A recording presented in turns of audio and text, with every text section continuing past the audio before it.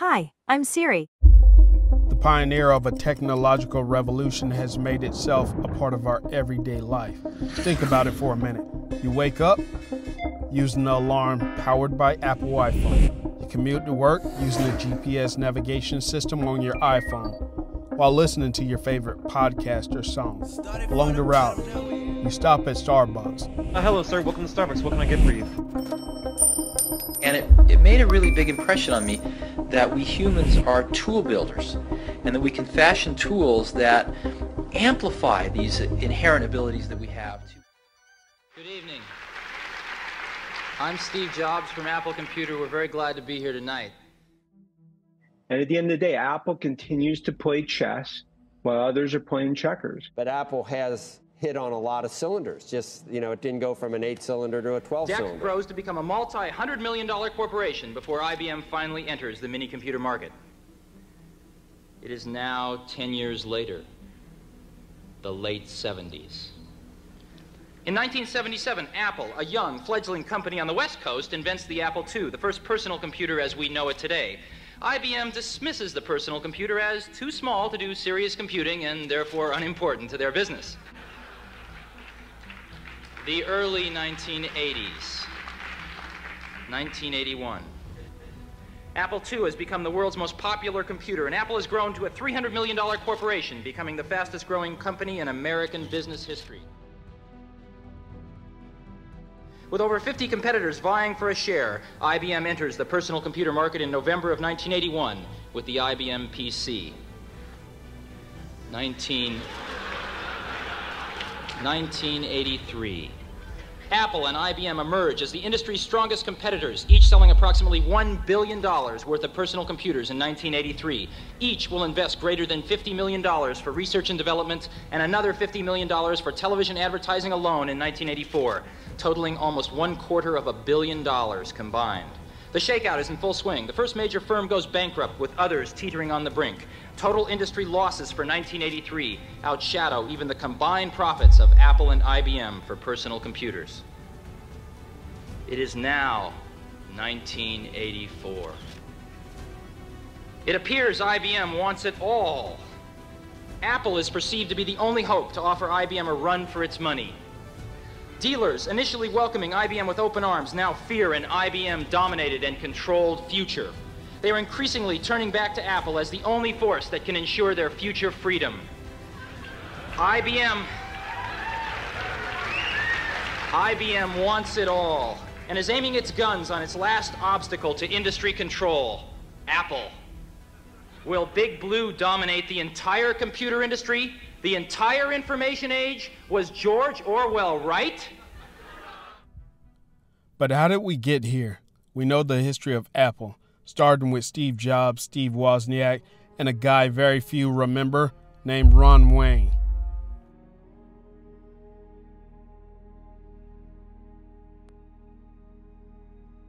The ecosystem that Apple has built has continued to sustain its dominance worldwide, and is nothing short of amazing. But it all started with one single product before others. You've just seen some pictures of Macintosh. Now I'd like to show you Macintosh in person. All of the images you are about to see on the large screen will be generated by what's in that bag.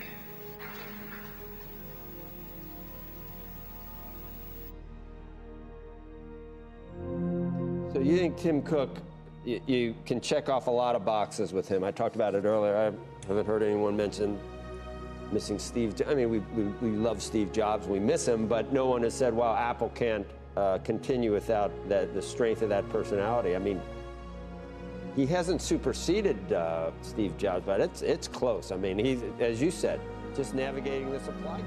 This ecosystem that Apple has built is multi-layered and designed for exposure to every industry worldwide. So let's take a look at the genesis of Apple. Their computer line started with the Macintosh computer in '84, which Steve Jobs likened to a Computer has always been a bicycle of the mind, something that takes us far beyond our inherent abilities.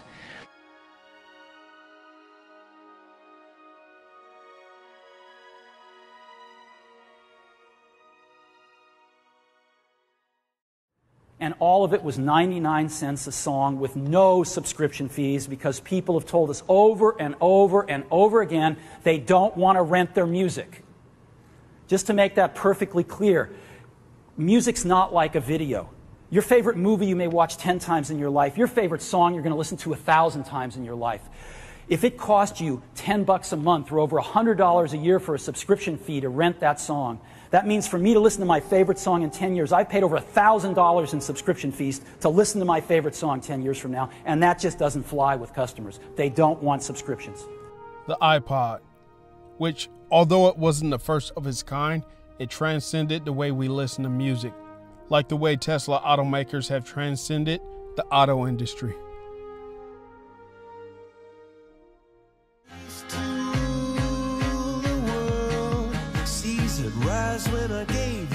The coolest thing about iPod is that your entire music library fits in your pocket. Okay? You can take your whole music library with you right in your pocket. Never before possible. So that's iPod. But if you think about it, the first iteration outside of computers into music was an evolution of much more. The iPod solved a few issues. Unlike a CD player, it could store 1,000 songs and spawned a music store called iTunes that provided a legal way to buy and download music at a time piracy was rampant, with music platforms such as Napster and FrostWire. There it is, right there. Our users love having access to over 30 million songs and personal recommendations from people who really know and love music. There's a great new simple and intuitive design in iOS 10 that makes it so easy to listen to your favorite songs and discover new music. This amazing little device holds 1,000 songs, and it goes right in my pocket.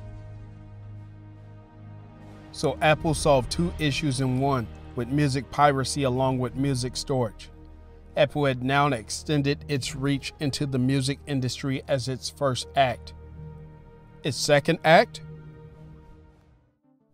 The year's 2007. I mean, do I really need to state how much the iPhone has transcended tech and changed the world?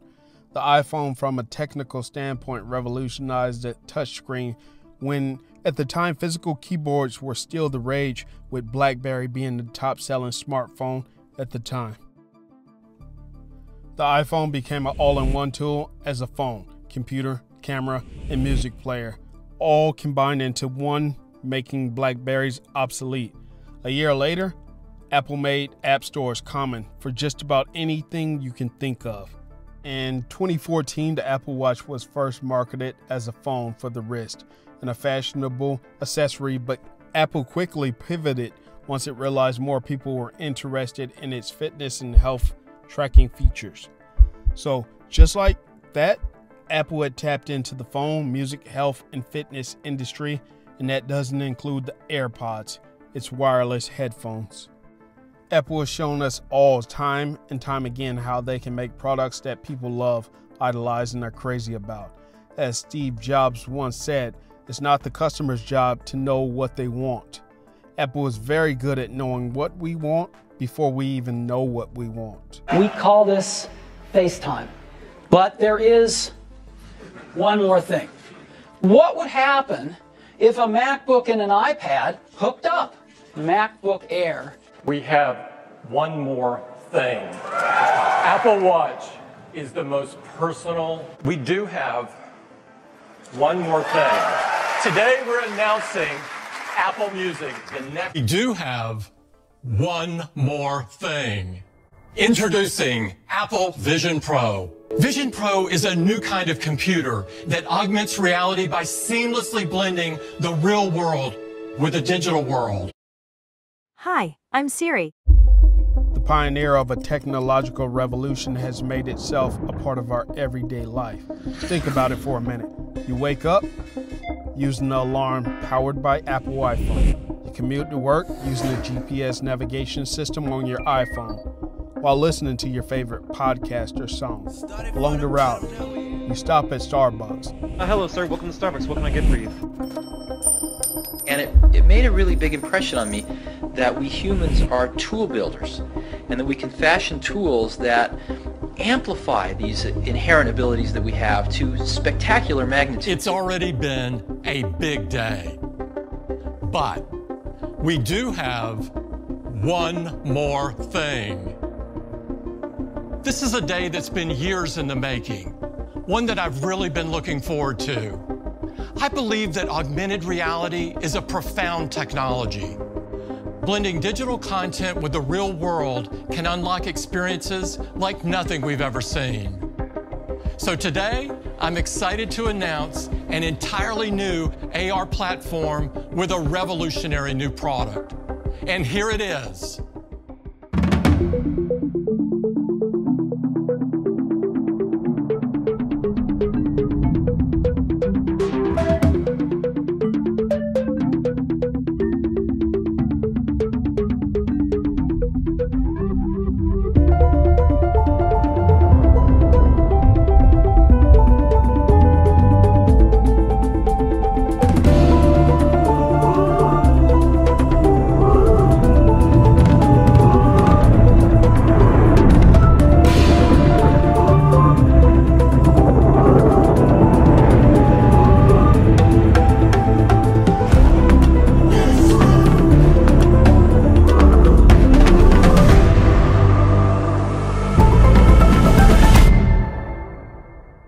Introducing Apple Vision Pro.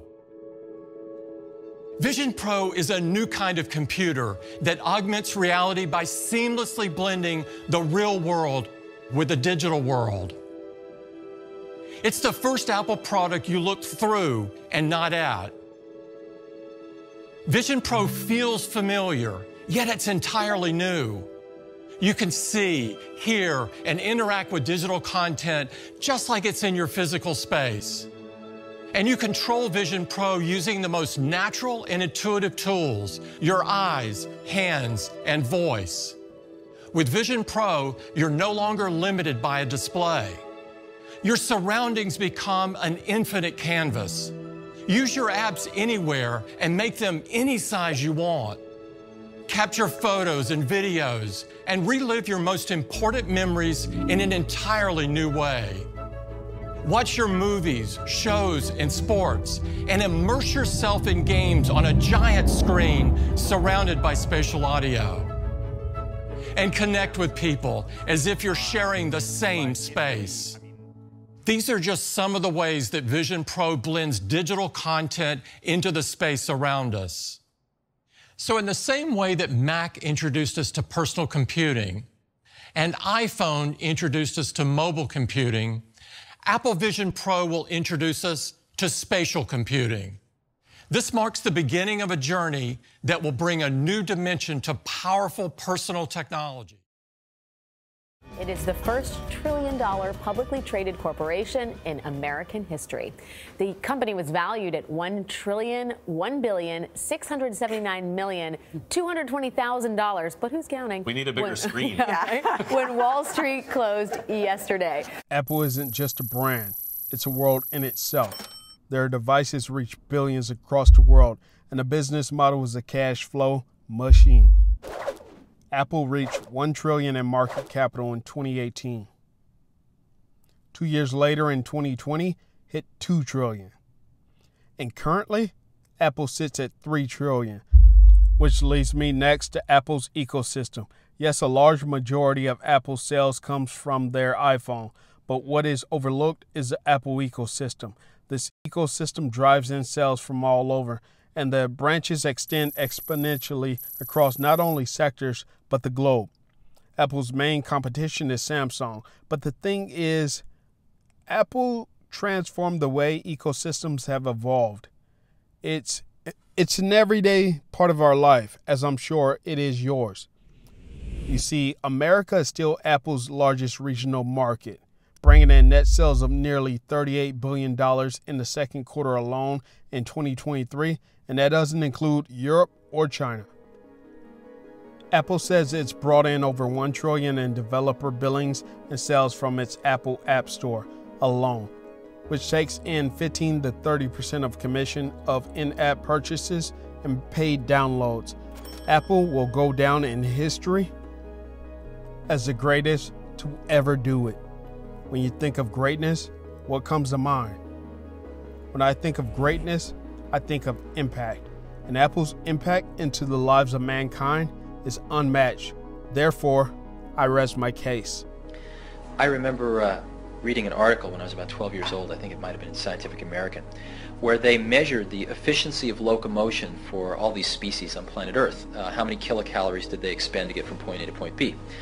And the condor won, came in at the top of the list, surpassed everything else, and humans came in about a third of the way down the list, which was not such a great showing for the crown of creation. And but somebody there had the imagination to test the efficiency of a human riding a bicycle. Human riding a bicycle blew away the condor, all the way off the top of the list. And it made a really big impression on me that we humans are tool builders, and that we can fashion tools that amplify these inherent abilities that we have to spectacular magnitudes. And so for me, a computer has always been a bicycle of the mind, something that takes us far beyond our inherent abilities. And I think we're just at the early stages of this tool, very early stages. And we've come only a very short distance, and it's still in its formation, but already we've seen enormous changes. I think that's nothing compared to what's coming in the next 100 years.